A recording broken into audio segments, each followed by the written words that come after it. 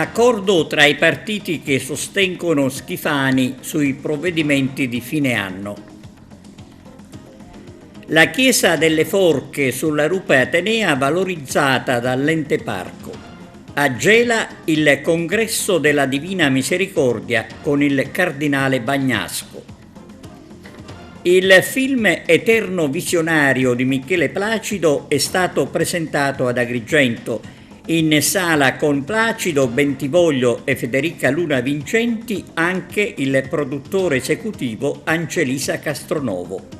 Al Teatro Pirandello rappresentazione di Lumie di Sicilia del regista Francesco Bellomo.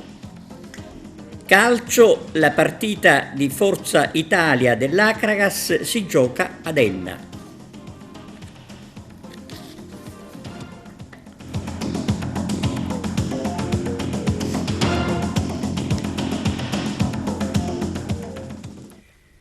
Bentrovati da TVA Notizie. Alla Regione è stato raggiunto l'accordo tra i partiti di maggioranza sui provvedimenti da adottare entro la fine dell'anno. In primo piano la situazione del caro voli, che come sappiamo è ancora una vera e propria vergogna. Arturo Cantella.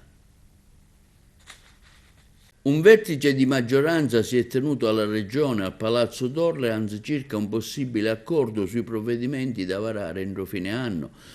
Si va dall'ex provincia al Cale Voli, un calendario di iniziative legislative e di governo per le prossime settimane. Le forze della maggioranza che sostengono la giunta Schifani sono tornate a parlare per concordare il percorso amministrativo e parlamentare dei provvedimenti da fare urgentemente. A Palazzo d'Orleans il Presidente della Regione Renato Schifani e l'assessore all'economia Alessandro Dagnino hanno incontrato i segretari e capigruppo parlamentari dei partiti del centrodestra della Regione, Forza Italia, Fratelli d'Italia, DC, MPA, Lega e Noi Moderati. Il Presidente Schifani ha preso atto della volontà riconfermata dai rappresentanti della coalizione di procedere nel percorso che porterà all'elezione diretta per le ex province della Regione.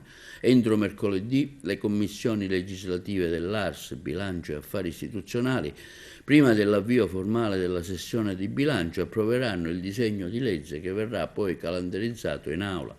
In merito alla manovra Quater già in discussione all'ARS, è stata trovata l'intesa sui provvedimenti a favore degli studenti universitari per il cosiddetto prestito d'onore e sulla destinazione ai comuni delle royalty per gli idrocarburi.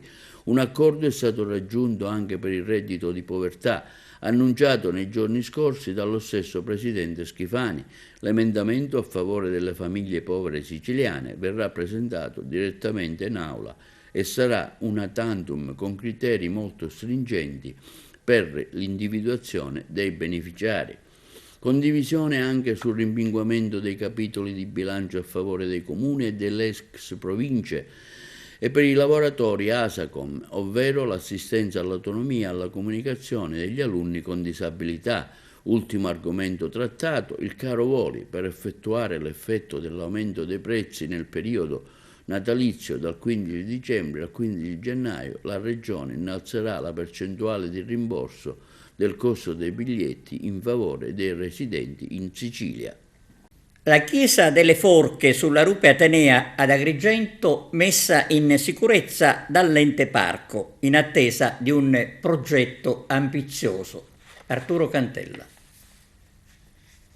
Dopo anni di abbandono si va verso la riapertura della chiesetta delle Forche, sarà il punto di partenza di un percorso di fruizione della collina della Rupe Atenea. Si lavora così anche per creare un piccolo antiquarium del mare. Il bene, di proprietà del comune di Agrigento, è stato affidato al Parco Archeologico della Valle dei Templi nell'estate del 2022, che ha stanziato delle risorse economiche per salvare la struttura dal degrado in cui versava da decenni e che ne avevano gravemente compromesso le condizioni di conservazione.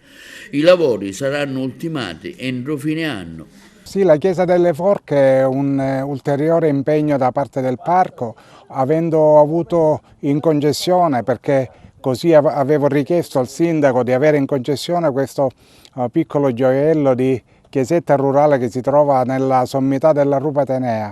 Abbiamo fatto il primo intervento mesi scorso per messa in sicurezza, abbiamo rifatto le coperture, abbiamo rimesso insieme l'edificio, oggi ci troviamo al completamento nell'area esterna, realizzato l'accessibilità per le disabilità motorie e abbiamo già un progetto di valorizzazione, quindi prima la tutela, la conservazione, il restauro e ora la valorizzazione. La Chiesa delle Forche abbiamo già un'interlocuzione avviata con la Soprintendenza del Mare per fare un antiquarium del mare, ma sarà il posto da dove inizierà un itinerario tra paesaggio e archeologia che vedrà la Chiesetta delle Forche, il punto di partenza, il punto finale sarà l'area dei santuari a nord della Valle dei Templi, santuario di Demetra e santuario rupestre, passando dal Colle della Rupe Atenea. Su questo abbiamo già lavorato, entro fine di quest'anno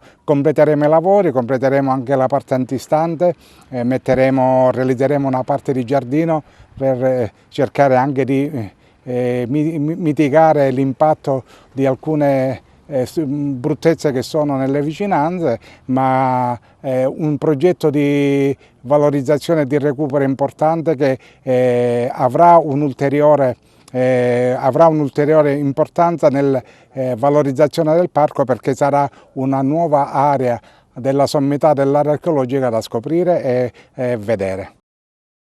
E ancora parliamo di chiese. A Gela il 12° congresso della Divina Misericordia con il cardinale Angelo Bagnasco, il servizio di Massimo Macaluso.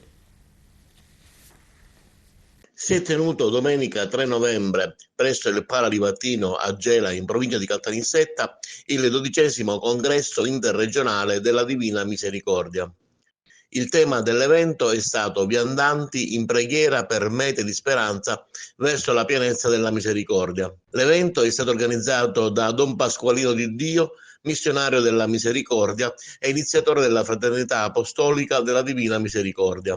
Inoltre erano presenti il cardinale Angelo Bagnasco, arcivescovo emerito di Genova e già presidente della Conferenza Episcopale Italiana, Don Michele Madonna, direttore della Scuola di Evangelizzazione della Diocesi di Napoli, e vari altri relatori. E questo convegno che da 12 anni facciamo e realizziamo sotto l'impulso del Dicastero per la nuova evangelizzazione è cercare di radunare tutti i gruppi legati alla Divina Misericordia e che vivono la spiritualità della Divina Misericordia e del rinnovamento carismatico. È un momento di festa, perché poi questo è l'intento, quello di celebrare la misericordia di Dio, che è la festa, che è il perdono, che è l'amore di Dio, che Lui costantemente riversa nella nostra vita. Vengono persone da varie parti d'Italia, non soltanto della Sicilia, soltanto per lodare e benedire il Signore, e incontrarsi e iniziare così un nuovo anno pastorale. Dunque siamo nella gioia, nel celebrare questo amore, questa tenerezza di Dio che si mostra a noi anche nel suo volto paterno. In un periodo in cui assistiamo alla telegiornale a brutte notizie, femminicidi, ragazzi che vengono uccisi, la misericordia divina. E Giovanni Paolo II, che ha fatto esperienza, no, con tutto quello che è il sistema del comunismo e così via, lui diceva che l'antidoto al male è la misericordia. Lui viveva a Cracovia e dunque ha sperimentato in pienezza gli inizi del tempo della misericordia attraverso le rivelazioni di Santa Faustina, ma a pochi chilometri c'era Auschwitz, quindi il centro della morte, dell'odio, del rancore, della vendetta. Lui diceva, già da cardinale e poi da Papa, che la misericordia soltanto può sconfiggere il male del mondo, però dobbiamo rifugiarci nella misericordia, nella tenerezza di Dio. Come si sente oggi in questa bellissima occasione? Molto sorpreso per la realtà che ho visto, che non mi aspettavo onestamente, che è la prima volta che partecipo a un incontro di questo tipo, della Divina Misericordia. Sono molto grato per essere stato invitato quest'oggi, questa mattina, e ho toccato la fede di questa gente, di questo popolo, veramente un popolo che viene da diverse parti, non solo della Sicilia, dei bambini presenti, stretti attorno. È la prima volta in Sicilia per lei? No, sono venuto già molte volte e un po' conosco e amo anche questa bella regione, che ci porta l'eco delle radici, che è la cultura greca. Danziamo allora fratelli, perché noi siamo figli, a lui cantiamo noi, per sempre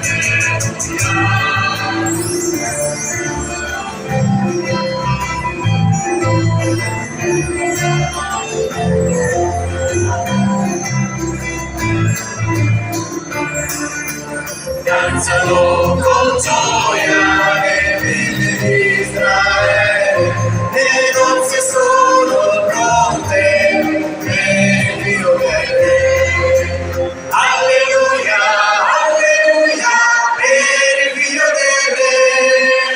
Alleluia, alleluia, per il Dio del Re. La preoccupazione dei sindacati sul destino dello stabilimento Pfizer di Catania. Vediamo. Un incontro con i sindacati di categoria Filctem, Wiltec, UGL e CISAL allo stabilimento Pfizer della zona industriale di Catania. A distanza di circa 2 anni dalla procedura di mobilità che ha interessato 130 lavoratori del sito della zona industriale, le preoccupazioni per il futuro dello stabilimento crescono sempre di più. Il sito nel corso degli anni è stato lentamente depotenziato ed è passato dall'essere una pietra miliare nell'ambito farmaceutico per il territorio catanese e non solo, ad un sito che produce ormai farmaci non più all'avanguardia, alcuni dei quali con brevetto scaduto e in scadenza. Nonostante si siano tenuti degli incontri tra sindacati e vertici aziendali, ancora nulla è emerso rispetto a quanto e a come Pfizer voglia intervenire nel sito catanese. La società non è una multinazionale in sofferenza economica e lo dimostrano, scrivono i rappresentanti delle sigle di categoria, le svariate pubblicazioni sulle testate giornalistiche, nonché le comunicazioni ai lavoratori da parte del CEO della compagnia. Tuttavia l'azienda continua a mettere in atto politiche di sfoltimento che mirano a tagliare posti di lavoro. I sindacati sottolineano che la multinazionale americana ha dimostrato di voler puntare su altri poli del network presso i quali non solo ha investito ingenti somme, ma ha anche dislocato la produzione di diversi farmaci di punta. La preoccupazione rimane dunque quella che, alla luce di quanto dichiarato dai vertici aziendali della compagnia alcuni mesi fa relativamente al lancio di un programma pluriennale di riallineamento dei costi a livello aziendale che si concentrerà su efficienze operative, modifica alla struttura della rete e miglioramenti del portafoglio prodotti, programma che naturalmente si potrebbe tradurre in ulteriori tagli di personale. E ora un servizio che parla di soluzioni per la crisi idrica. 100 milioni di euro per dotare gli agricoltori siciliani di strumenti utili a contrastare e prevenire danni causati dalla siccità. 50 milioni sono già stati stanziati e saranno erogati attraverso un bando pubblicato dall'assessorato regionale all'agricoltura e relativo al piano di sviluppo rurale 2014-2022, misura 5.1 dal titolo Sostegno e investimenti in azioni di prevenzione volte a ridurre le conseguenze di probabili calamità naturali, avversità atmosferiche ed eventi catastrofici. Gli altri 50 milioni di euro saranno resi disponibili entro fine dell'anno. Un aiuto concreto all'agricoltura siciliana, afferma il presidente della regione Renato Schifani, che sta pagando un prezzo altissimo in termini di perdita di raccolto a causa della grave emergenza idrica di quest'anno. Si tratta del secondo intervento rivolto al settore dopo quello congiunto Stato-Regione di fine agosto del valore di circa 40 milioni. Stiamo al fianco degli agricoltori siciliani, prosegue Schifani, e stiamo lavorando senza sosta per affrontare l'emergenza, ma anche per prevenire un futuro di conseguenze legate ad un fenomeno oramai endemico come la siccità.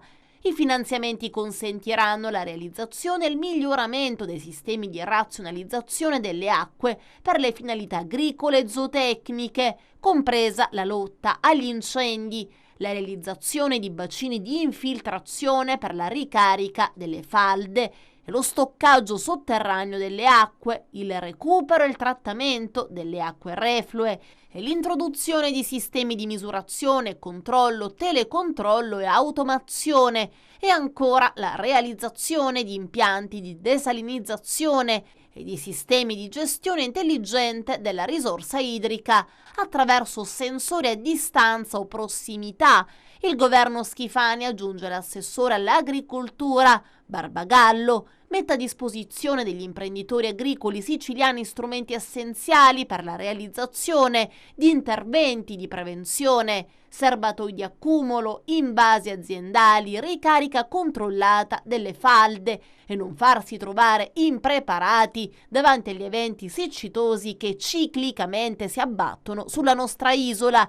I beneficiari dei finanziamenti sono i singoli agricoltori, associazioni di agricoltori e gli enti pubblici, tra cui comuni, enti gestori, enti pubblici delegati a norma di legge in materia di bonifica, a condizione che ci sia un collegamento tra l'investimento intrapreso e il potenziale produttivo agricolo. La scadenza per l'esecuzione degli interventi è il 30 settembre 2025. I progetti possono avere un costo massimo di 300.000 euro con un contributo pari all'80% per interventi di prevenzione realizzati da singoli agricoltori e del 100% per gli investimenti in infrastrutture relativi a interventi di prevenzione realizzati collettivamente da più beneficiari o da enti pubblici. Stato di agitazione della Caronte Tourist. Ascoltiamo per l'UGL Antonella Di Maio. La segreteria regionale UGL Mare e Porti ha indetto lo stato di agitazione nei confronti della società Caronte Tourist Isole Minori.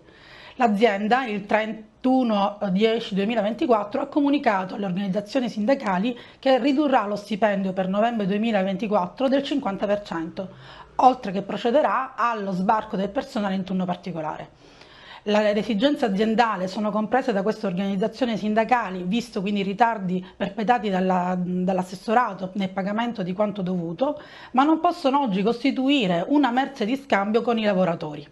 I lavoratori hanno una dignità lavorativa professionale che va rispettata e non può essere sottoposta a continue e ripetute soggezioni da parte dell'azienda. Quindi la crisi economica societaria dovuta ai ritardi dell'assessorato è un motivo particolare importante, ma certo non può incidere questo sul benessere personale di ogni lavoratore e sul benessere personale della propria famiglia. L'UGL si propone appunto di chiedere immediatamente un incontro urgente all'assessorato affinché si discuta insieme alle organizzazioni sindacali e all'azienda del futuro della società e dell'elargizione di quanto dovuto. Ricordiamo che oggi la Caronte Tourist Isole Minori esegue il servizio pubblico essenziale, il collegamento per le isole minori e garantisce lo sviluppo economico ma anche turistico del nostro territorio. L'occupazione è importantissima, è sentita tantissimo dall'UGL e dal territorio siciliano e non si può permettere oggi di vedere le navi con una riduzione del personale, perché questo comprometterebbe sia gli standard qualitativi sia gli standard di sicurezza sulle navi. Quindi ci auspichiamo che l'azienda arrivi a più miti consigli e che l'assessorato risolva immediatamente le problematiche evidenziate dalla società, auspicandoci per il futuro che i lavoratori non siano più merce di scambio per la tutela appunto delle aziende, ma siano siano invece delle persone indispensabili per la continuità territoriale e che vengano trattati con dignità professionale. Una notizia di giudiziaria: per il processo Resurrezione a Palermo pesanti condanne per 14 imputati. Il boss di Resuttana apre e stila l'elenco dei condannati. A Salvatore Genova sono stati infatti inflitti 18 anni di carcere, una pena pesantissima, tenendo conto che la sentenza del giudice per l'udienza preliminare Marco Gaeta è stata emessa in abbreviato, dunque con uno sconto già di 1/3 della pena. 20 anni ha invece avuto Sergio Giannusa, braccio destro fedelissimo del capo mandamento Genova, considerato il reggente della famiglia di Resuttana. La sua condanna è in continuazione con quella che gli era già stata inflitta nel 2013. Ma continuiamo l'elenco. Benedetto Alerio, 8 anni, 4 anni in meno della richiesta per il titolare dell'antica polleria Savoca dei fratelli Alerio di via San Lorenzo, difeso dagli avvocati Rosanna Vella e Luca Monteleone. Il reato è stato derubricato da associazione mafiosa a concorso esterno. Salvatore Castiglione, 12 anni, Settimo Giuseppe D'Arpa, 8, Carlo Giannusa, 14, Gaetano Maniscalco, 8, Michelangelo Messina, 9 anni e 4 mesi, Giuseppe Mesia, 9 anni, faceva il commercialista. Mario Napoli, 20 anni, Giovanni Quartararo, titolare di una catena di negozi di scarpe, 8 anni e 8 mesi, Agostino Affatigato, 4 anni, 5 mesi, 10 giorni, Antonino Fontana, 5 anni, 4 mesi, Girolamo Federico, 5 anni e 8 mesi e ancora assolti Giuseppe Di Maria, Angelo De Luca, Carlo Pesco e Cristian Pesco e Giuseppe Ligotti. Sotto processo con il rito ordinario il notaio Sergio Tripodo, Mario Muratore, Giuseppe D'Amore, Michele Siragusa e Francesco Balsameli. L'accusa era rappresentata dal procuratore aggiunto Marzia Sabella e dai sostituti Giovanni Antoci, Francesca Dessì e Giorgia Righi. Genova si dava un gran da fare per gestire il suo mandamento, ma anche per mantenere contatti con i boss di altre zone della città. Gli investigatori ricostruirono 3 summit di altissimo valore: il 28 maggio, il 30 novembre 2020, il 9 marzo 2021. Genova infatti ha incontrato il reggente del mandamento di Ciaculli Brancaccio, Giuseppe Greco, detto il senatore, l'anziano boss di Tommaso Natale, Michele Michalizzi, Giovanni Giordano, uomo di fiducia del reggente del mandamento mafioso Noce Cruilias, Giancarlo Sedita, Pietro Tumminia, reggente della famiglia di Altarello. Il rispetto si mostrava direttamente con un bacio in bocca. In una casa al civico 390 di via Resuttana si tenne un altro incontro strategico fra mafiosi. C'erano Genova, Sergio Giannusa, Alerio, titolare, come dicevamo, dell'antica polleria Savoca, ma anche Messia. La casa fu messa a disposizione direttamente da Maniscalco, che si è scambiato un simbolico bacio sulle labbra con Giannusa, segno di rispetto, di parità o comunque di devozione alla famiglia mafiosa. Gli imputati dovranno adesso risarcire le parti civili: 2 commercianti, Assoimpresa, Confcommercio Confesercenti, Comune di Palermo, Solidaria, SOS Impresa, Centro Studi Pio La Torre, Rete per la Legalità, Sportello per la Legalità e FAI. Eterno visionario, il film di Michele Placido con un Luigi Pirandello inedito è stato presentato ad Agrigento in anteprima. In sala con Placido, Fabrizio Bentivoglio, Federica Luna Vincenti e il produttore esecutivo Ancelisa Castronovo. Il servizio con le interviste di Margherita Trupiano.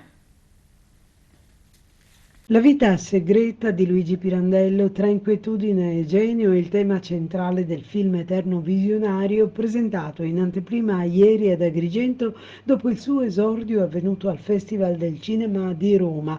Una produzione cinematografica girata sul treno che porta lo scrittore verso Stoccolma, dove riceverà il Nobel per la letteratura, in cui Michele Placido ha scelto di narrare un Pirandello che, al di là dei suoi racconti e della sua concezione del mondo e della vita, viene presentato al pubblico seguendo le angosce e le inquietudini della sua anima. L'amore silente e sognato per Marta Ava fa da contraltare alla penosa pazzia della moglie Antonietta e si dispiega tra un difficile rapporto con i figli, gli insuccessi e i successi.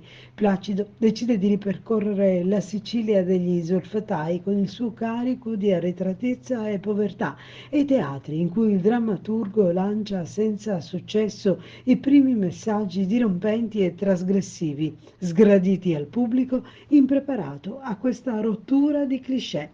E poi l'apoteosi con le tappe americane e berlinesi che ne consacrano la genialità e l'assoluta novità dei contenuti proposti.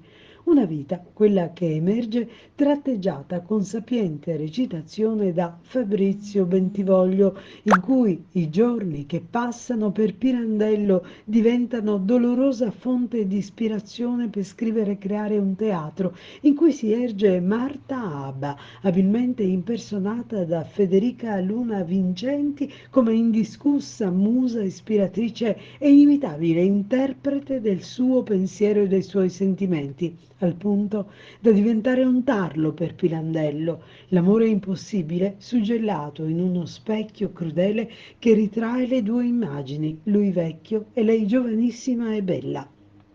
Una magnifica produzione che spicca per originalità su un nome, quello di Pirandello, sul quale sembra essere stato detto tutto, ma che questo film dimostra invece quanto altro sul suo estro e ingegno ci sia ancora da dire. E presto anticipa a Placido un nuovo film sul giudice Rosario.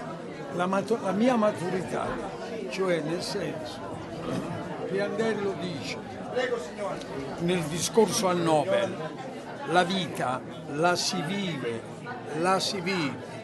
e poi la si scrive, cioè conoscere la vita. Io non conoscevo abbastanza, non tanto Pirandello, quando non conoscevo tanto me stesso di essere capace a mettere in scena Pirandello.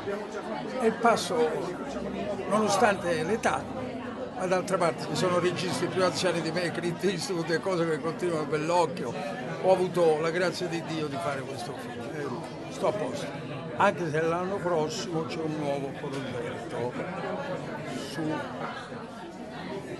su, lo voglio dire, Livatino, per cui staremo un anno qua, dal mese di aprile. Non lo dite a nessuno, perché quello domani sarà su tutti i giornali. Però io sono felice di passare un anno qua. E le riprese quando inizieranno? Verso maggio, giugno. Però i sopralluoghi li faremo prima, li faremo già. Sì, io vengo già a Natale, perché molte comparse le prenderemo qua nel territorio. Benissimo. Accoglienza, che accoglienza ha avuto? L'ho detto un po' prima. Io sono nato culturalmente pirandelliano qui ad Agrigento, va bene? Non lo so, c'è un amore speciale per me, ma io lo ricambio con tanto affetto, ma con tanto, è la zona della Sicilia che amo di più, ma è un mistero, non lo so perché. La natura, l'arte, e poi non a caso l'anno prossimo abbiamo da festeggiare Agrigento, capitale della cultura italiana. Posso essere assente, ma per carità, verrei anche da turista. È una grande responsabilità indubbiamente, però insomma superato il primo momento in cui ti tremano le vene dei polsi, poi si entra nel merito della faccenda. Michele fortunatamente mi ha parlato della cosa molto tempo prima, più di un anno prima di girare, quindi mi ha dato tutto il tempo necessario per potermi avvicinare a Luigi. E così è stato. Può sembrare complicato visto adesso, però con Michele c'è un rapporto tale. Questo film non è solo il frutto delle 11 settimane di riprese, è il frutto di più di 40 anni di conoscenza e di condivisione di tutto, cinema, teatro, poesia, quindi già solo il fatto per un attore lavorare con un regista che è un attore, in più un grande attore, non voglio dire che è sicuramente una gioia e comunque rende tutto più semplice. La vita privata di Pirandello è stata scelta perché comunque in questo film riesce a mostrare un'anima ricca e tormentata, e Marta Abba è stata, diciamo, la punta di grande emozione di questo film. Grazie mille, grazie a tutti voi che avete visto il film in anteprima qui ad Agrigento. E sicuramente le opere di Pirandello, soprattutto negli ultimi anni, dopo La follia della moglie, sono state molto significative, perché l'incontro con Marta Abba è stato soprattutto costruttivo e molto solido. Quindi gli ultimi 9 anni, quindi dal 1927 fino al 1934-35, i 9 anni più incredibili proprio per l'opera pirandelliana. E sicuramente l'incontro tra i due ha rigenerato tantissimo Pirandello, anche molto, come dire, reso la sua vita anche molto più positiva, perché era veramente caduto in una grandissima depressione.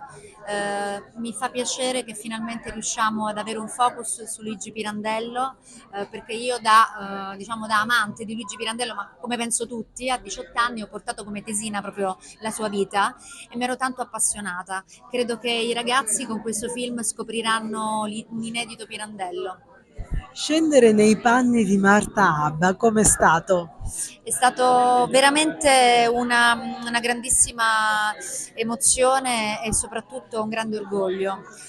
Io sono una teatrante, nasco sul palcoscenico, ho avuto l'onore di lavorare con Mariangela Melato, infatti la nomino e la cito spesso perché per me l'ispirazione è stata lei, e penso che Marta Abba, come Mariangela Melato, come Anna Magnani, le grandi attrici del Novecento, abbia segnato veramente il passo, e con una recitazione molto contemporanea, e quindi per l'epoca era considerata moderna. Angelisa, un ritorno ad Agrigento con un film straordinario dopo la prima dell'altro, che era Bocche inutili. Sì, questo è un film che Per questo film ringrazio profondamente Federica Vincenti, che mi ha voluto al suo fianco come produttore esecutivo. È stata un'avventura veramente complessa, ma piena di passione e piena di entusiasmo. Riuscire ad aggirare nella nostra città un film di questa portata mi ha particolarmente inorgoglita e molto commossa. La città ha risposto molto bene, c'è stata una grandissima partecipazione, al punto tale che il prossimo progetto di Michele Placido, sempre con la produzione di Federica Vincenti, sarà qui ad Agrigento. Pausa per la pubblicità, linea alla regia, torniamo tra poco. Al Teatro Pirandello, sabato 2, domenica 3 novembre, la rappresentazione teatrale di Lumie di Sicilia. Arturo Cantella ha intervistato il regista Francesco Bellomo. Nell'ambito del cartellone della stagione teatrale del Teatro Pirandello è andato in scena Lumie di Sicilia, inserito nel Festival Pirandelliano, uno spettacolo in 2 tempi con un intenso adattamento dell'omonimo unico di Luigi Pirandello e della novella, curato e diretto da Francesco Bellomo e Antonella Lobianco, e che ha visto sul palco un cast di talento, tra cui Francesco Mirabella, Nadia Perciabosco, Veronica Rega, Francesca Somma, Elena Cianni, Antonio Coppola e Lorenzo Rossi. Una rappresentazione teatrale accompagnata da una colonna sonora che ha abbracciato i classici italiani degli anni 50 e 70 e che è stato particolarmente apprezzato dal pubblico che ha assistito agli spettacoli. Nel Festival Pirandelliano e ospitato nel cartellone del Teatro Pirandello. Uno spettacolo che nella linea della tradizione diventa comunque molto innovativo. Diceva Pirandello, la mia opera non è fissa, è in continua evoluzione e cambia così come cambia la vita. Partendo da questa frase di Pirandello ho ritenuto opportuno riadattare intanto lo spettacolo L'atto unico Lumie di Sicilia, aggiungendo un secondo tempo che prende spunto dalla novella L'abito nuovo, da cui poi Edoardo insieme a Pirandello scrissero proprio un testo teatrale, anche se Pirandello morì dopo 4-5 giorni dall'inizio della collaborazione. Allora ho idealmente preso i personaggi di questa novella per inventare, diciamo, il secondo tempo dello spettacolo.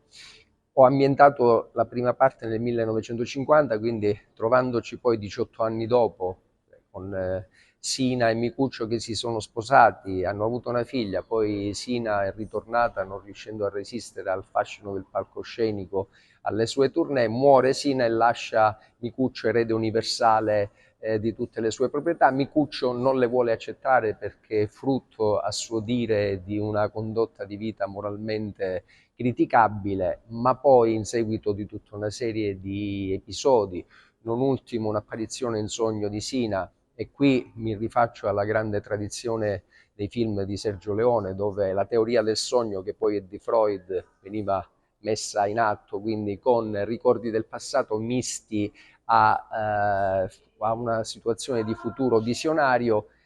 A seguito di questo incontro appunto nel sogno cambia completamente la vita di Micuccio, che poi decide di accettare l'eredità. Infatti dopo 18 giorni che si trova a Venezia ritorna vestito benissimo, contrariamente a quanto lui era abituato a fare, e dice: a Venezia i sogni fra raggi di sole e acqua si realizzano talvolta, wagon restaurant, abito nuovo, c'est la vie.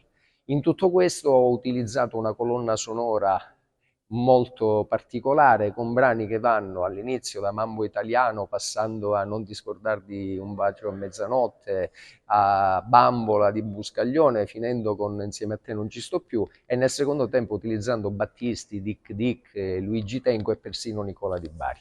Ho osato, penso che il risultato sia stato apprezzato dal pubblico e quindi andiamo avanti.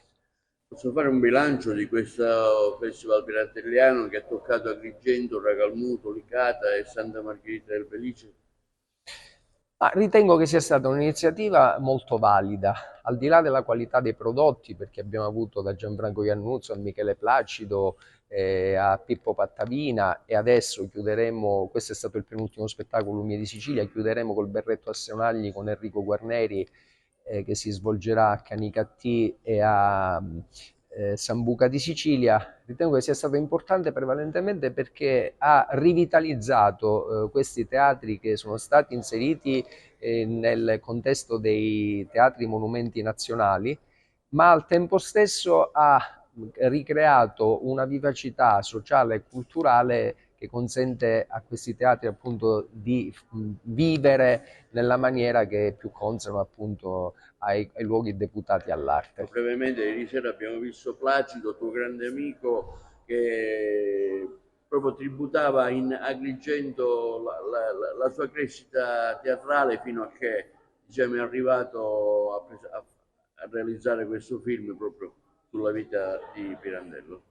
Con Michele ci lega una antica amicizia, abbiamo lavorato per 10 anni portando Pirandello in tutti i teatri migliori d'Italia, la nostra conoscenza risale alla settimana pirandelliana, come Placido ha detto, fu il luogo dove lui si innamorò di Pirandello. Con mio padre in particolare c'è stato un rapporto proprio sugli studi pirandelliani importante, e adesso c'è stato questo film dove si mischiano, oltre a una serie di verità pirandelliane, tra l'altro approvate anche dalla famiglia, anche la visionarietà, ma al di là del titolo, l'Eterno Visionario non è solo Pirandello, l'Eterno Visionario è anche Michele Placido, che è riuscito a trasporre in quest'opera, anche lui attraverso una serie di flashback, attraverso una serie di episodi della vita di Pirandello, tutta la tematica pirandelliana, mettendo in particolare risalto il Pirandello uomo e quello che era Pirandello anche nei rapporti talvolta non sempre idilliaci con la moglie, con i figli. E questo film inoltre ha una grande capacità di emozionare, ma bisognerebbe andare a guardare quello che c'è stato dietro a questo film. C'è la ricostruzione quasi maniacale di tutta una serie di ambienti, dalle stazioni alla situazione del Nobel, e poi è anche un grande manifesto promozionale per Agrigento, perché grazie alla Valle dei Templi e al nostro splendido teatro viene molto valorizzata in un momento in cui sappiamo benissimo che la telecinema promozione, come abbiamo visto con i romanzi di Camilleri, che hanno dato un grande aiuto a quella che è la promozione del territorio, alla stessa maniera credo che stia funzionando per la nostra città. Sono del nord dello Cioprete, te lo ricordi l'orto dello Cioprete o Paesi? Ma certo, quell'orto che sembrava il giardino dell'Eden. Sì, ecco, tu ora questi non li devi neanche toccare, non li devi sfiorare neanche con lo sguardo. Sentite che ciao, sentite l'odore del nostro paese. Siamo lo sport calcio. A causa di lavori che interessano lo stadio Esseneto, la partita di Coppa Italia tra l'Acragas e l'Enna si gioca sul campo ennese. Il servizio di Carmelo Lentini, che ci riferisce anche sui risultati della terza categoria. L'Eseneto sarà sottoposto ad una manutenzione straordinaria, per cui la programmata gara di Coppa Italia tra Agregas ed Enna è dirottata al Gaeta della città ennese. Si giocherà a partire dalle ore 14:30 e, trattandosi di gara secca, accede al turno successivo la squadra che uscirà vincitrice dal rettangolo di gioco. In caso di ulteriore parità, al termine dei 90 minuti regolamentari, a decidere l'accesso al prossimo turno saranno i calci di rigore. Per questa sfida infrasettimanale ed anche in previsione del match di domenica prossima del Liotta contro il Licata, è assai probabile che il tecnico Lillo Bonfatto possa schierare una formazione con tante novità per fare rifiatare chi ha sempre giocato. La sfida del Gaeta è stata affidata a Salvatore Marco Testai di Catania, che verrà assistito da Giampaolo Giannone di Arcoriva e Ion Rusu di Trento. E cambiamo categoria. In terza categoria si è giocata la seconda giornata ed a punteggio pieno ci sono due squadre, Porto Empedocle e Burgio.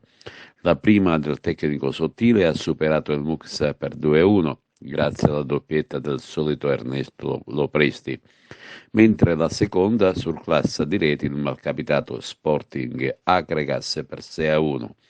Questi sono stati i risultati. Atletico Favara e Atletico Gattopardo hanno pareggiato 2-2, Porto Empedocle Muxer 2-1, Bovo Marina Montallegro Atletico Realmonte 2-1, Burgio Sporting Agregas 6-1, a Favara ha vinto il Don Bosco per 1-0, mentre il Monti Sicani ha superato l'Empedoclina B per 6 reti a 2. Si svolgeranno l'8 novembre le elezioni per il rinnovo del presidente della sezione AIA di Agrigento. L'attuale presidente degli arbitri agrigentini, Calogero Drago, già al secondo mandato, ha annunciato che si ricandida. E con questa notizia abbiamo concluso. Grazie per la vostra attenzione. Arrivederci.